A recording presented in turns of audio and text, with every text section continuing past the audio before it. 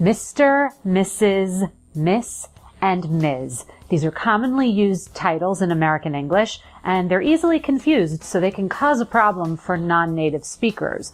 Although I know several native speakers that could use a review on this one. Let's start with the easy one, Mr.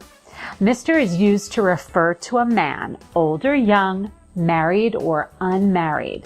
The word does not give away a man's marital status, so it can be used for young boys, although it's usually reserved for a grown man. Let's try a few examples of Mr. with some common last names. Repeat after me. Mr. Smith, Mr. Carter, Mr. Watson. Very good. Moving on to Mrs. Mrs. refers to a married woman. It looks like this, and it sounds like this. Mrs. So the pronunciation is exactly the same as the word Mrs., as in, he misses you when you're away. The first S sound is represented by two S letters. So we start with Miss.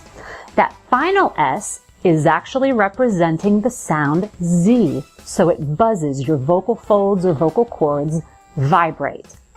Mrs. Mrs. Mrs. Good. Let's add some common last names. Mrs. Jackson, Mrs. Weinstock, Mrs. Green.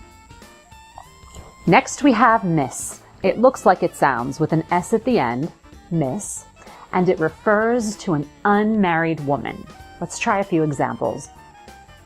Miss Crawford, Miss George, Miss Sullivan.